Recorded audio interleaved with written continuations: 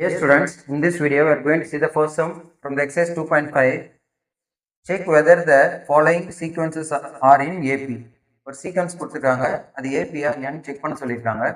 So எப்படி check பண்ணணும் அப்படின்னு பார்த்தீங்கன்னா, T2 மைனஸ் T1, அதாவது காமன் டிஃப்ரென்ஸ் சேமாக இருந்துச்சுன்னா எல்லா டேர்ம்லையும் தென் திஸ் இஸ் ஏபி அப்படின்னு சொல்லலாம். T2 minus T1 R T3 minus T2, so இதெல்லாம் சேமாக இருக்கணும். அதாவது செகண்ட் டேர்ம்லேருந்து ஃபர்ஸ்ட் டேர்மை மைனஸ் பண்ணணும். A minus 5 minus A subtract பண்ணும்போது ரெண்டு சைன் சேஞ்ச் ஆகணும். இந்த டேர்ம் அப்படியே எழுதுங்க. இது சைன் சேஞ்ச் பண்ணும்போது இது மைனஸ் ஏ, இது பிளஸ் 3 அப்படின்னு மாறிடும். So plus A minus A gets cancel. Minus 5 plus 3 gives minus 2.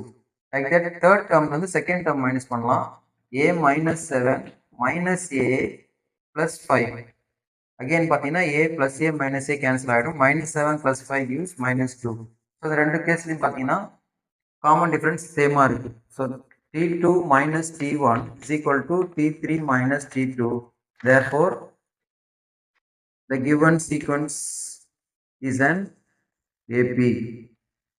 So the மாதிரி control பண்ணணும். Like that இங்கே அதுதான் T2 minus T1, T3 minus T2 கண்டுபிடிங்க. So 1 by 3 minus 1 by 2. 1 by 3 minus 1 by 2 LCM is 6. The cross multiply பண்ணிங்கன்னா 2 minus 3 gives minus 1 by 6. T3 minus T2, 1 by 4 minus 1 by 3. Here the LCM is 12. 4 3s are 12. So, இங்க cross multiply பண்ணுங்க. 3 minus 4, which gives minus 1 by 12. இந்த கேஸ்ல பாத்தீங்கன்னா ரெண்டுமே சேமா இல்ல.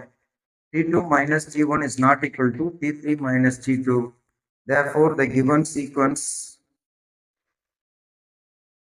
is not an AP. So, the AP இல்ல. ஏன்னா காமன் டிஃப்ரென்ஸ் இங்கே சேமாக இல்லை. இந்த கேஸில் ஃபர்ஸ்ட் சம்மில் இது சேமாக இருக்குது, செகண்ட் சம்மில் சேமாக இல்லை.